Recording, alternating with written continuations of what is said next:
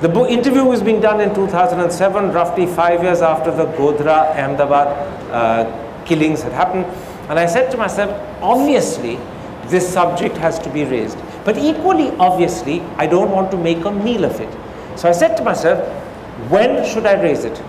Should it be at the beginning? Should it be somewhere in the middle? Should I leave it to the end? And I said to myself, if I don't raise it at the outset, it will be like a sword of Damocles hanging threateningly over this interview, and Mr. Modi will keep saying to himself, when is he going to bring it up? When is he going to bring it up? And the honest thing to do is to bring it up in the beginning, spend 2 or 3 minutes on it and get it out of the way, and then go on to all the other things that a sitting incumbent chief minister is responsible for, needs to be questioned about.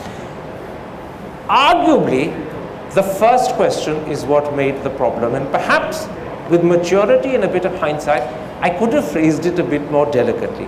The question was this: you're 6 weeks away from your second election as Chief Minister of Gujarat. India Today magazine and the Rajiv Gandhi Foundation call you the best Chief Minister in the country.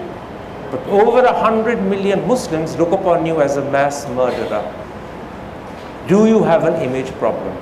On reflection, that word mass murderer would not have found any offense in the eyes of Muslims. They would have readily agreed that is precisely how they look upon him. But perhaps I could have phrased it a bit more delicately to Mr. Modi's face. The reason I didn't is I said, one of the jobs of a journalist is to ask the question using the phrase that the people who want to hear the question asked would use themselves.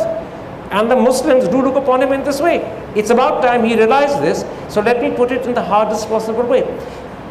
He was extremely cool about it. He didn't look flustered. Nothing in his face showed any emotion. I said to myself, this is a man with tremendous equanimity. And he said to me that that was just the opinion of a few people. And I said, well, it's not just the opinion of a few people, Mr. Modi. The Chief Justice of India in open court has called you a modern-day Nero who deliberately chooses to look the other way as helpless children and innocent women are burnt to death. And that's true. The Chief Justice of India, 2004, did say that. Mr. Modi said that this was only a spoken comment. It wasn't part of a written judgment. And I said to him, I said, but so what? Are you saying that the comments made in open court by the Chief Justice of India don't matter? And even if it's not in writing, this is what he said, every newspaper in the country has picked it up. Aren't you worried that this is characterizing you in a particular way? To avoid this problem, all you have to do is express regret and get it over with. But he said he'd done that already. I said, do it again. Do it as many times as necessary, because the image of your state is suffering and your capacity to function is being held hostage to your inability to get over this problem. At which point, 2.5 or 3 minutes had passed and he said, "Mujhe pani chahiye." And for a second I thought he genuinely meant he wanted water. So I said, "Aapke bagal mein pada."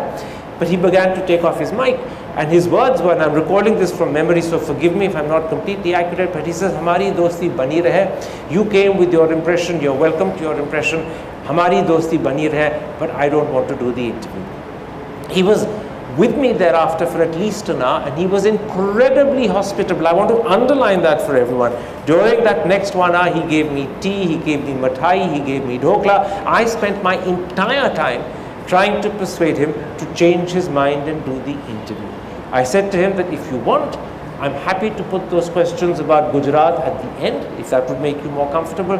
I'm happy to put them in the middle rather than at the start, in case putting them at the start put you off. But I do think you should do the interview, and the second reason I gave him is that if you don't, this 2-minute item or 3-minute item will be used as a news story, and it will be in every bulletin tomorrow. And it will be therefore seen something like 36 or 48 times during the course of a day. But if you do the full interview, it will be seen once, repeated once, and forgotten thereafter. But he wouldn't agree. He was extremely polite and hospitable. But at the end of that, when the 1 hour was over, I said, "Forgive me, I have a plane to catch to Delhi. I'm going to have to go." So I accepted, conceded defeat, left with that 2.5, 3-minute bit. Now, the next day, this interview was shown. And the following day, a Monday, he rang me up at about 4 in the afternoon, and he says, "Karan, mere dost, mere kandhe pe banduk rakh ke goli maar rahe ho." So I said, "Modi sahab, मैंने आपको कहा था कि यही होगा कि अगर आप सिर्फ 3 मिनट का हिस्सा मुझे दोगे, then that 3-minute हिस्सा will become a story on its own." And he laughed and he said, and I think this time I'm quoting him verbatim, he said, "Karan brother, I love you. जब दिल्ली आएंगे तो भोजन करेंगे." Now I don't know about the love, but there's been no bhojan. I can promise you he's been living in Delhi for the last 10 years. There's been no question of bhojan and I haven't even met him. But to bring this story to its end, somewhere around October 2017, Pavan Verma was sitting in my office talking to me. We just finished discussing an interview that I was going to do with him. And he looked at a picture on my wall which has Modi removing his mic, and the CNN IBN caption is clearly visible, and it says, "I can't do this interview." And Pavan said to me, "Is that the moment when Modi walked out?" So I said, "Pavan, that is the precise moment when he stopped the interview and you can see him taking his mic off." He said, "Look, I want to tell you a story about that interview which Prashant Kishore," and I take it you all know who Prashant Kishore is. He's the expert election manager. He's the real PK. He's absolutely. Unlike the filmy one.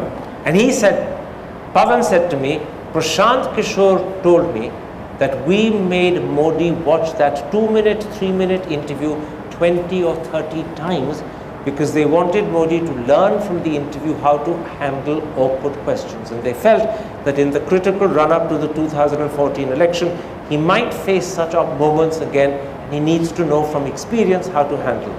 Secondly, Prashant said, Modi told him that after the interview ended, I kept Karan with me for a whole hour, giving him tea and mithai and dhokla, because I wanted Karan to believe there was no ill will whatsoever on my side. But he added, I will get mine back, I will have my revenge. And Pavan Verma told me this without in any shape or form swearing me to secrecy. And this is the story that I believe, because I see no reason why Pavan would want to make up a story, leave aside, embellish a story. And he was telling me this, sitting in my office, because his eyes happened to fall on that particular picture of Mr. Modi walking out of the interview.